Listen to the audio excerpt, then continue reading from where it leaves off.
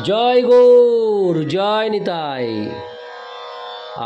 আজ 19শে আশ্বিন 1432 ও 6ই অক্টোবর 2025 সোমবার, কোজাগরী লক্ষ্মী পূজা। এই কোজাগরী লক্ষ্মী পূজার দিনে আমি চৈতন্য চরিতামৃত পাঠ করছি।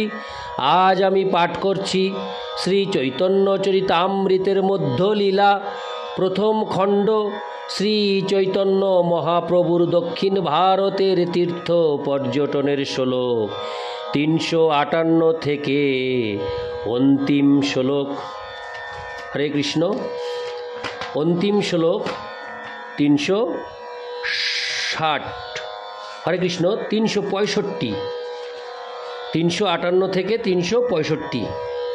নারায়ণ হে নারায়ণ, ভবভয় হরণম নারায়ণ,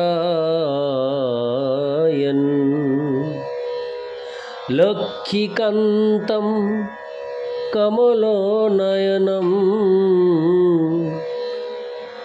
মঙ্গলচরণম নারায়ণ। শ্লোক 358। তীর্থযাত্রা কথা এই কইলু সমাপন, সংক্ষেপে কহিলু বিস্তার না যায় বর্ণন। শ্লোকার্থ: তীর্থযাত্রার কথা আমি এখানে শেষ করছি। আমি তা সংক্ষেপে বর্ণনা করলাম, কেন বিস্তারিতভাবে বর্ণনা করা সম্ভব নয়। তাৎপর্য: শ্রীল ভক্তি সিদ্ধান্ত সরস্বতী ঠাকুর তার অনুভাষ্যে বলেছেন, এই পরিচ্ছেদের 74 শ্লোকে শিয়ালী ভৈরবী দেবী করি দর্শন। এটির পরিবর্তে শিয়ালিতে শ্রী ভূবরাহ করি দর্শন হবে। শিয়ালী এবং চিদম্বরমের কাছে সুবিখ্যাত শ্রী মুষ্ণম মন্দির, সেখানে শ্রীভূ বরাহদেব বিগ্রহ আছেন। চিদম্বরম তালুকের অন্তর্ভুক্ত দক্ষিণ আরকট জেলায় শিয়ালির কাছে শ্রীভূ বরাহদেবী বিরাজমান, ভৈরবী দেবী নন। ইতি শ্লোক 358। শ্লোক 359। অনন্ত চৈতন্য লীলা কহিতে না জানি, লোভে লজ্জা খাঙ্গা তার করি টানাটানি। শ্লোকার্থ: শ্রী চৈতন্য মহাপ্রভুর লীলা অনন্ত, কেউই তা যথার্থভাবে বর্ণনা করতে পারে না। তবুও লোভের বশবর্তী হয়ে লজ্জার মাথা খেয়ে তা নিয়ে টানাটানি করি। ইতি শ্লোক 359। শ্লোক 360।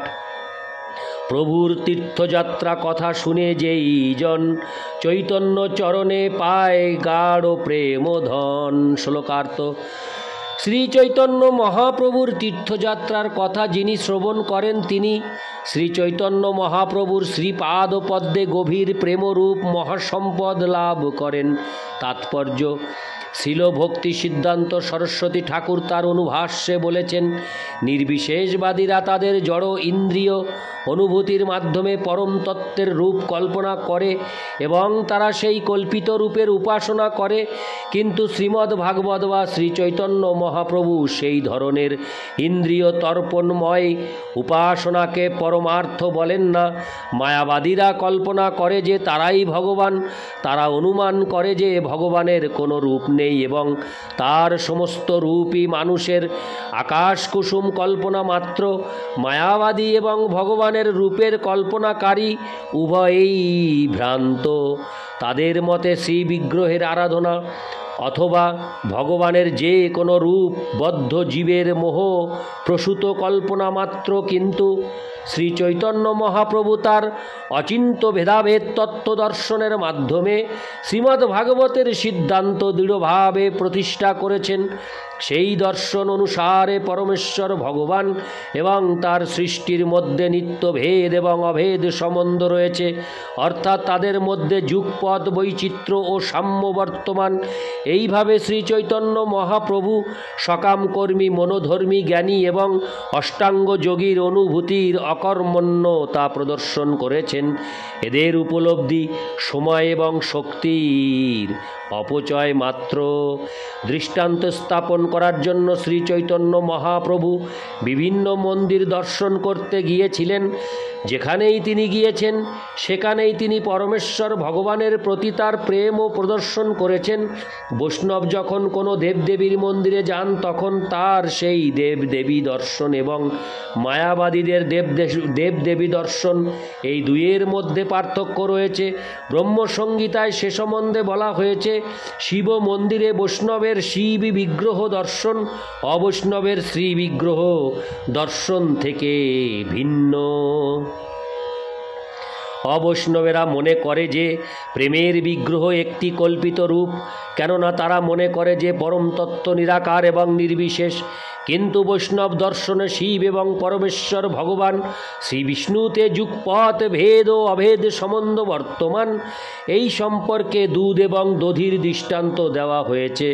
দধিও প্রকৃতপক্ষে দুধই, কিন্তু সেই সঙ্গে তা ঠিক দুধ নয়, অর্থাৎ দুধ ও দইয়ের মধ্যে নিত্য ভেদ এবং অভেদ সম্পর্ক বর্তমান। এটি শ্রী চৈতন্য মহাপ্রভুর দর্শন এবং তা ভগবদ্ গীতার 9:4 নিম্নলিখিত শ্লোকটিতে প্রতিপন্ন হয়েছে। ময়া ততমিদং সর্বং জগদব্যক্ত মূর্তিনা মৎস্থানি সর্বভূতানি ন চান্নং তেষ্যবস্থিত। আমার অব্যক্ত মূর্তিতে আমি সমস্ত জগতে পরিব্যাপ্ত। সমস্ত জীব আমার মধ্যে রয়েছে, কিন্তু আমি তাদের মধ্যে নেই। পরম তত্ত্ব ভগবান হচ্ছেন সব কিছু, কিন্তু তার অর্থ এই নয় যে সব কিছু ভগবান। তাই শ্রী চৈতন্য মহাপ্রভু এবং তার অনুগামীরা সমস্ত দেবদেবীর মন্দিরে যান। তারা সেই সমস্ত দেবদেবীদের নির্বিশেষবাদীদের মতো দর্শন করেন না। শ্রী চৈতন্য মহাপ্রভুর পদাঙ্ক অনুসরণ করে সকলেরই সমস্ত মন্দিরে যাওয়া উচিত।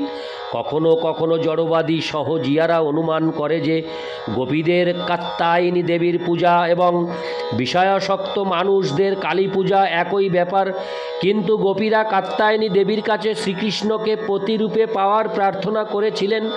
জড়বাদীরা কালী মন্দিরে যায় কোনো জড় বস্তু লাভের আশায়। এইটি ভক্ত এবং অভক্তের উপাসনার পার্থক্য। গুরু পরম্পরার ধারায় শ্রৌত পন্থার মাহাত্ম্য বুঝতে না পেরে তর্কপন্থীরা হেনোথিস্ট বা পঞ্চ উপাসনার মতবাদ তৈরি করে। অর্থাৎ তারা মনে করে যে বাহ্য জগতে ঐশ্বর্যের বিভিন্ন অনুভূতির অন্যতম বলে ধ্যান করে 5টি উপাস্য দেবতার একটিকে পরমেশ্বর বলে বিশ্বাস করে নিলেই হলো। এই সমস্ত কেবল কল্পনা মাত্র এবং চরমে ধ্যানের পরিপক্ক অবস্থায় এই সমস্ত রূপ আর থাকবে না। তখন কেবল নিরাকার ব্রহ্মেরই দর্শন হবে। এই ধরনের দার্শনিক অনুমান শ্রী চৈতন্য মহাপ্রভু এবং বৈষ্ণবেরা স্বীকার করেন না। নির্বিশেষবাদী নাস্তিকেরা অগণিত রূপের কল্পনা করতে পারে, কিন্তু বৈষ্ণবেরা কেবল পরমেশ্বর ভগবানকেই স্বীকার করেন।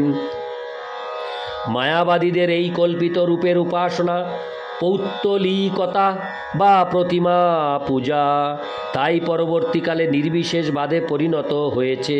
কৃষ্ণ দর্শনের অভাবের ফলে জীব অবৈষ্ণব হয়ে পঞ্চ উপাসক হয়, কখনো বা নাস্তিক হয়। কিন্তু শ্রী চৈতন্য মহাপ্রভু স্বয়ং আচরণ করে পরমার্থ সাধনের পন্থা প্রদর্শন করে গেছেন।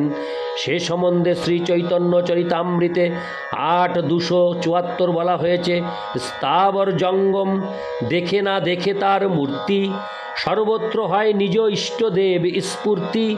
মহাভাগবত অবশ্যই স্থাবর ও জঙ্গম উভয় প্রকার জীবকেই দর্শন করেন, কিন্তু তিনি তাদের রূপ দর্শন করেন না। পক্ষান্তরে তিনি হরে কৃষ্ণ পক্ষান্তরে সর্বত্র তিনি পরমেশ্বর ভগবানকেই দর্শন করেন। পরমেশ্বর ভগবানের শক্তিকে দর্শন করে বৈষ্ণবেরা তৎক্ষণাৎ পরমেশ্বর ভগবানের চিন্ময় রূপ দর্শন করেন। ইতি শ্লোক 360। শ্লোক 361। চৈতন্য চরিত শুনো শ্রদ্ধা ভক্তি করি, মাৎসর্য ছাড়িয়া মুখে বলো হরি হরি। শ্লোকার্থ। দয়া করে শ্রদ্ধা এবং ভক্তি সহকারে শ্রী চৈতন্য মহাপ্রভুর অপ্রাকৃত লীলা শ্রবণ করুন এবং মাৎসর্য পরিত্যাগ করে মুখে হরি হরি বলুন। ইতি শ্লোক 361। শ্লোক 362। এই কলিকালে আর নাহি কোনো ধর্ম, বৈষ্ণব শাস্ত্র এই কহে মর্ম। শ্লোকার্থ। বৈষ্ণব এবং বৈষ্ণব শাস্ত্রের অনুগমন করা ছাড়া কলিকালে আর কোনো ধর্ম নেই। সমস্ত শাস্ত্রের এটিই হচ্ছে মর্ম কথা। তাৎপর্য। ভগবদ ভক্তির পন্থা এবং ভক্তি শাস্ত্র এই দুইয়ের প্রতি সুদৃঢ় শ্রদ্ধাপরায়ণ হওয়া কর্তব্য। কেউ যদি শ্রদ্ধা সহকারে শ্রী চৈতন্য মহাপ্রভুর লীলা শ্রবণ করেন তাহলে তিনি মাৎসর্য শূন্য হতে পারেন। শ্রীমদ্ ভাগবত নির্মৎসরদের জন্য নির্মৎসরানাং শতাম। এই যুগে শ্রী চৈতন্য মহাপ্রভুর সংকীর্তন আন্দোলনের প্রতি মাৎসর্যপরায়ণ হওয়া উচিত নয়। পক্ষান্তরে সকলেরই হরে কৃষ্ণ মহামন্ত্র কীর্তন করা উচিত। এটাই জীবের নিত্য ধর্মের সারমর্ম, যাকে বলা হয় সনাতন ধর্ম। প্রকৃত বৈষ্ণব ভগবানের শুদ্ধ ভক্ত এবং বৈষ্ণব শাস্ত্র বলতে বোঝায় শ্রুতি বা বেদ, যাকে বলা হয় শব্দ প্রমাণ। কেউ যদি নিষ্ঠা সহকারে বৈদিক শাস্ত্রের অনুগমন করে পরমেশ্বর ভগবানের দিব্য নাম কীর্তন করেন তাহলে তিনি অপ্রাকৃত পরম্পরায় অধিষ্ঠিত হন। যারা জীবনের পরম উদ্দেশ্য সাধন করতে চান তাদের অবশ্যই এই পন্থা অনুসরণ করতে হবে। শ্রীমদ্ ভাগবতে 11:19-17 তাই বলা হয়েছে, শ্রুতি প্রত্যক্ষ মৈতি হো মনুমানং চতুষ্টয়ম প্রামাণেশ্বনবস্থানাদ বিকল্পাৎ সবিরজ্যতে। বৈদিক শাস্ত্রে প্রত্যক্ষ অনুভূতি, ইতিহাস এবং অনুমান এই 4 প্রকার প্রমাণ রয়েছে। পরম তত্ত্ব উপলব্ধি করতে হলে সকলকে এগুলির উপর নির্ভর করা উচিত।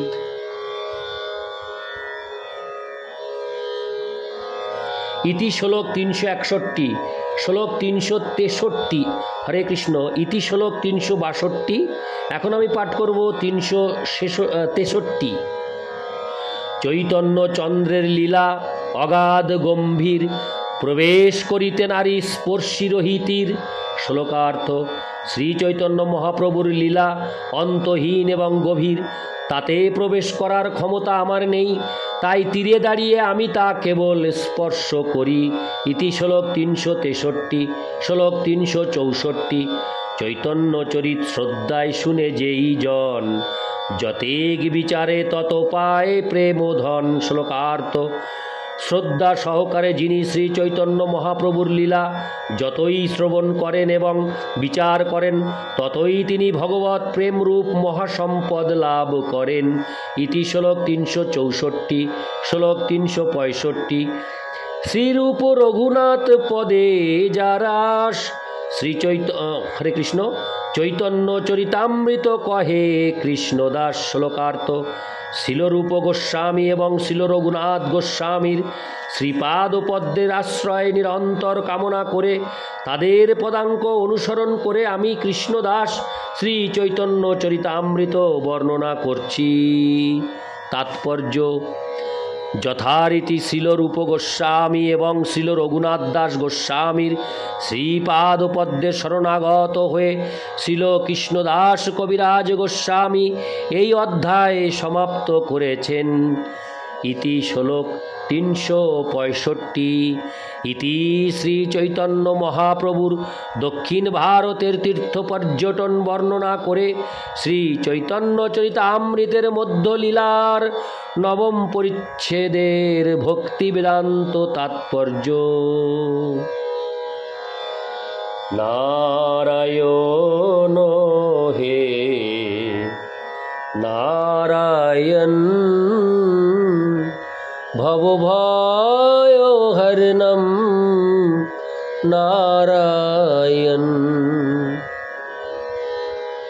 জয় গৌর, জয় নিতাই।